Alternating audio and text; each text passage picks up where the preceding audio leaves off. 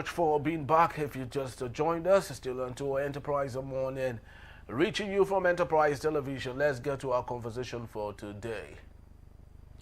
President Bola Ahmed Tinubu's decision to sack Mele Kyari and other board members of the Nigerian National Petroleum Company Limited stems from mounting concerns over performance and a failure to meet key production targets, presidency officials have disclosed.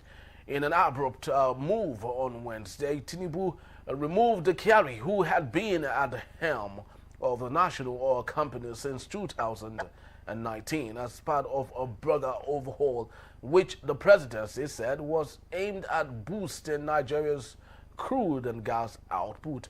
As part of the restructuring, the president appointed Bayo Ojulari as the new group chief executive officer, with Musa Amadu Kida named as the non-executive chairman of the 11-member board. The changes took effect from Wednesday, April 2nd, 2025. Multiple presidency officials familiar with the development said the shakeup was a performance-based reshuffle, arguing that those previously in charge were going in circles and some of them had become part of the problem rather than the solution. I still have with me Innocent Aduluba. Thank you so very much, Innocent, for being around. Truly do appreciate you.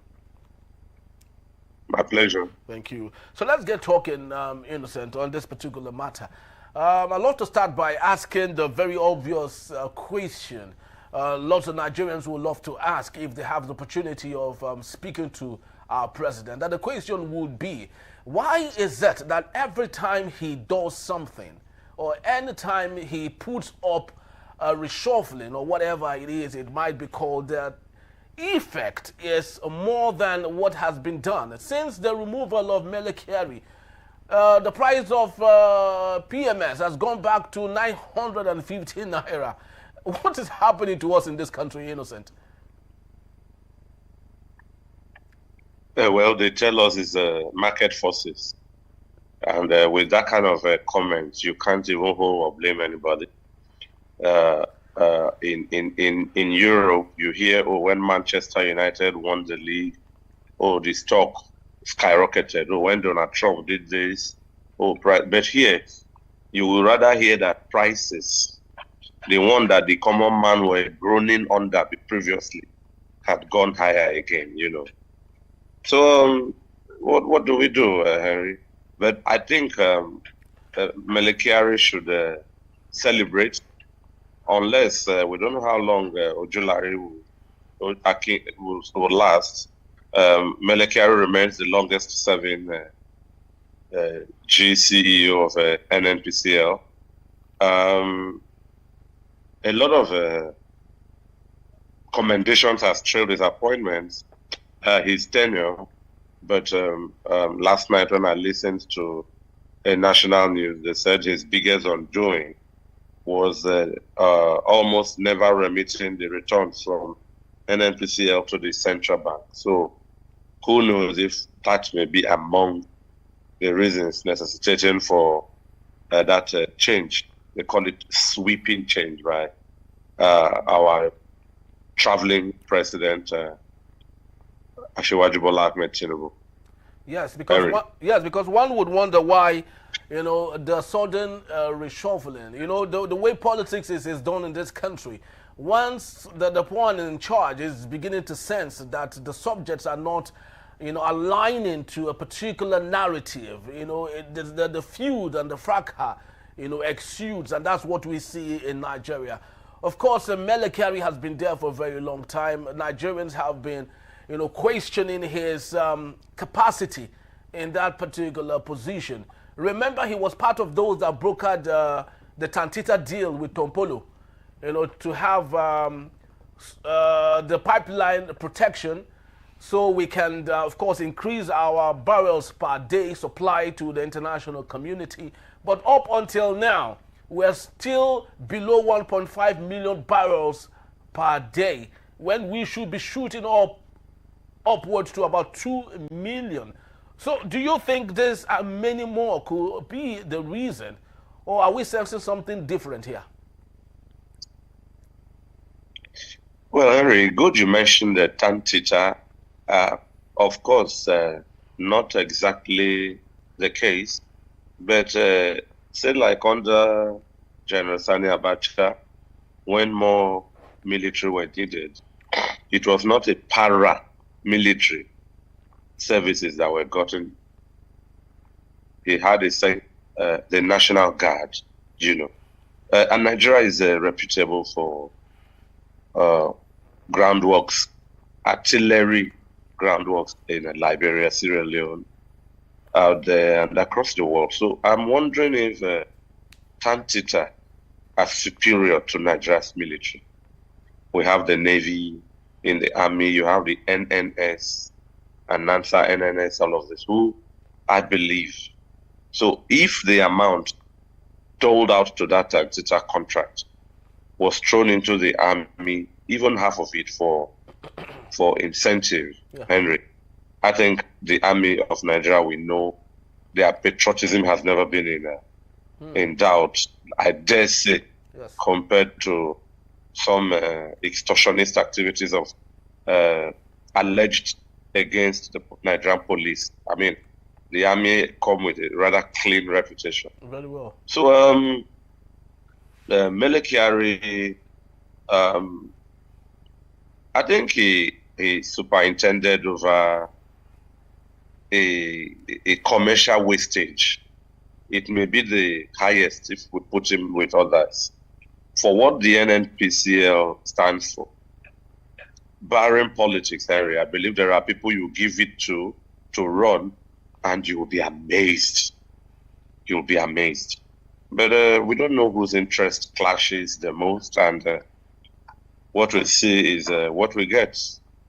And in comes in Bashir Ojulari, Henry. Yeah, very, very true. Because if we do some little bit of comparisons here, to big companies, oil majors like Aramco in Saudi Arabia and that in Brazil, these are companies that should be on the same level, with NNPC, or NNPC should be at the level of Aramco and co. But when you compare what Aramco in Saudi Arabia, due to the economy and equally serve the international, export of Saudi Arabia and that of Brazil, you see that NNPC is actually playing in the smaller league, and all of these things, could be channeled to lack of leadership. But Innocent, let's speak to other matters. You remember back in the days when Dangote was just about to float his refinery, he did mention of blending plants and equally questioned NNPC's capacity, or complicit to making those blending plants work. Now, do you think in any way we can, if possible, draw the dots and connect them? The blending plant, as alleged by Dangote, which we still do not know who it belongs to, and Owando, which of course is an affiliate company of Ajip and NNPC, which has an affiliation with our president, with the nephew running Owando. So are we trying to, if possible, draw a conclusion in all of this, that Mele Kyari might not be playing the game as it would have been, expected of him, and therefore he has to be kicked out, so that someone else can come and play a better game that would favor Owando, which is affiliated to the president, and possibly making Dangote sit alone, and hopefully, who knows, something else will happen. So this is just an illusion. What do you think? Henry, in public administration, there is the concept of public cooperation. And you see, public cooperation are organizations owned by the government to run commercially with an eye for subsidy or, selling less than the market, so that they can thrive on their on marginal profits, and then bring some relief to the masses, like this fueling stations we have. If, like you just mentioned, the price is at 950, did you say that? Yes, exactly. the NNPC, for instance, the NNPC filling could sell at 800. And you leave Nigerians to go there and contend with the queue, but be content with the pricing. Do you understand? Yes. So with all of these linkages, blenders, or it tells you what we call public corporations in Nigeria are serving private interests, because all of what you have named do not belong to the public. They are public limited companies, yes. Some of them PLCs, you know, accountable to their own board and perhaps read out their quarterly reports on the stock exchange, which is no more accountable to the public.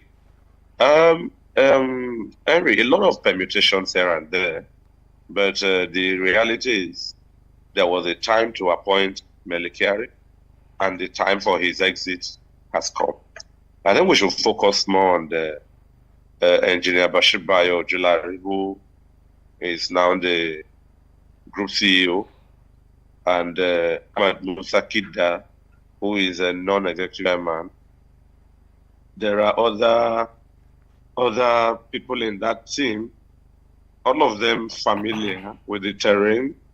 Adeda Poshego is the new chief financial officer. He replaced Umar Ajia. There are other 6 board members, non-executive directors, all of them to represent Nigeria's geopolitical zones. So, Henry, maybe we should be looking at the man, Engineer Bayo Ojulari, who I must tell you that in some quarters, there are some uproar, let me go by the word, allegedly that President Bola Tinubu has appointed his brother. Exactly. You know, yeah. talking about being a Yoruba. I bet Ojulari is somebody who comes from Kwara State. And I think people from Southwest, Southeast, South can also challenge that appointment along ethnic lines. Mele Kyari was from the Northwest, Ojulari from North Central. So that North is still the South could also. So if people, sections of the North, allegedly are flying this ethnic kite, it means even our regionalization is a shambles. You appoint Iyocha Ayu to head the PDP. They tell you he is not from the North, the Northerners. Meanwhile, the Southerners know that Iyocha Ayu is also not from the South. And so you see that horizon, yeah, exactly. that between Kwara, Kogi, Benue in limbo. We cannot declare them as north as can be. I cannot have south them on the south. as can be. Yeah. Yes, you know. But again, Ojulari has served as executive vice president and chief operating officer at Renaissance African Energy Company, where he recently spearheaded a 2.4 billion acquisition of the Shell Petroleum Development Company, you know, consortium of indigenous firms. So some people are saying that he's already part of the old guard, you know. His northern credentials are cemented by his alumnus status from Ahmadu Bello University, Zaria. And he is a graduate who led the turnaround maintenance team of the Bonga FPSO, which is now the second NNPC limited Gceo in history. So the biggest credential he has is that he has cut his teeth at Elf Aquitaine. He was the first Nigerian process engineer.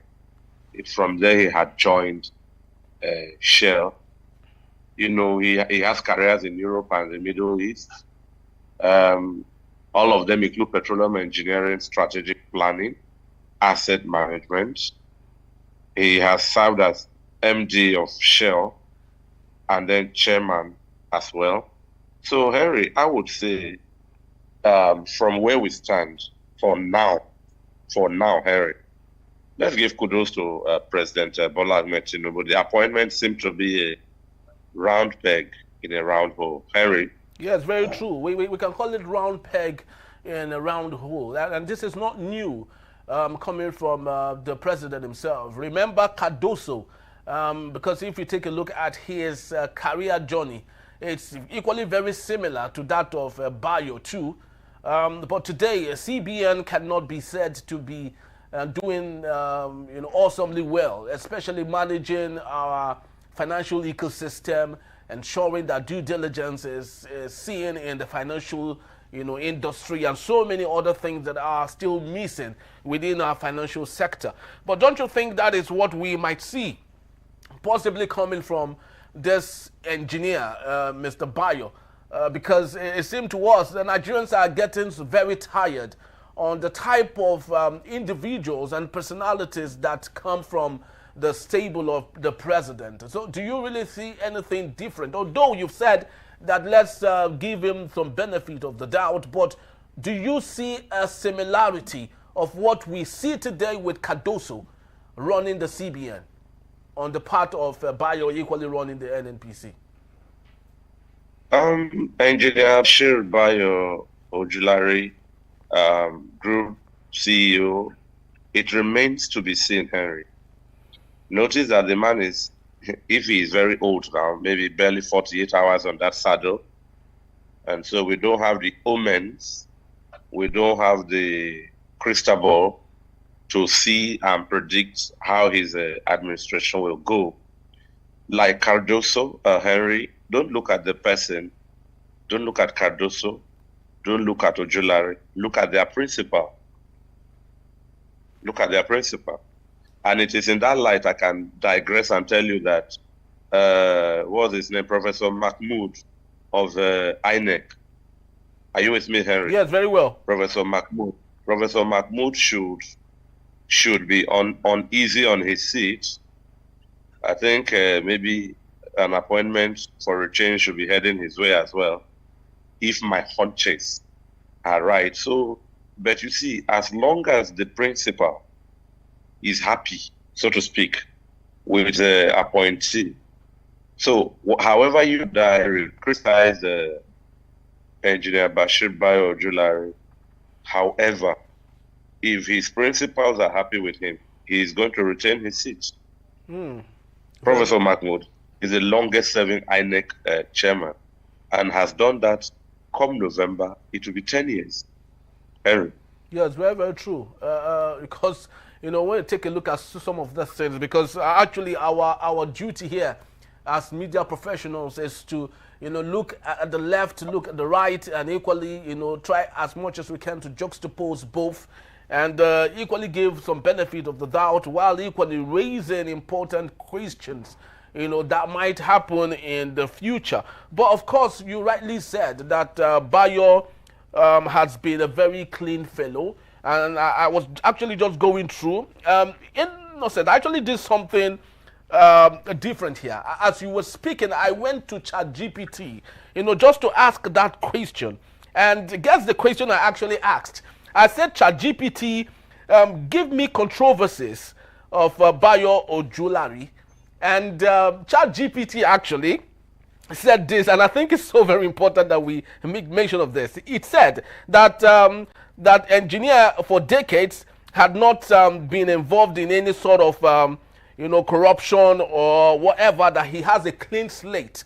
That's what ChatGPT actually brought out. But of course, it questioned what he had not been able to do with Shell. And those are the things ChatGPT said here, that Shell's environmental disputes in the Niger Delta, which is an issue, oil spills and court cases against Shell Nigeria, and general corruption issues with the company he had worked for. So do you think it's any way fair enough to say, yes, Bayo has a clean slate, but the company he was working for did not have so much of a clean slate, and therefore, is it okay to say, let's rub it on him in any way? It's just a wild thought here.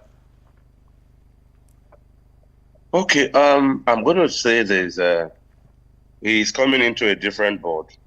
I am very well immersed in the Shell environmental case. It's a very big mess. From I think that's why since like 1994, after the uproar and cry by the Bayelsa people, predominantly Kenkana, Gokana, Borikam, all that area coming to Yenagoa. They've even been carrying out protests, including former Super Eagles captain Joseph Yobo joining in those protests.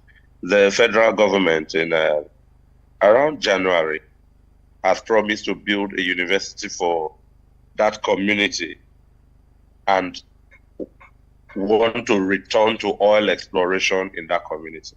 And I would think that it's a political coincidence to promise a university just at the time you're about to return to oil exploration. That's a very good policy, but the mess, the environmental degradation, I would think should precede any exploration. Clean up the environment when that pollution is out there or has brought to the barest minimum, then you commence. So let's not single out Engineer Bashir Ojulari. He was part of a team, Henry, truth be told.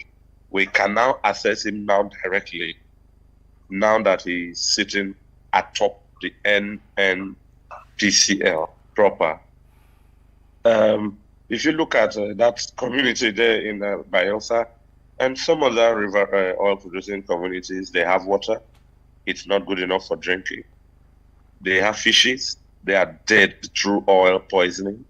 They have this, the land is so polluted they cannot farm, And these are people sitting atop the own Nigerian goose that lays the golden egg, So maybe those are the pressure I would expect civil society groups to bring to bear on Engineer Bashir from the takeoff of his administration, so that the ghosts from his shell days, as ChatGPT will tell you, unfulfilled, would chase him here and remind him to do the needful as well, Henry. But congratulations to him and Haji Kida and all the other team members.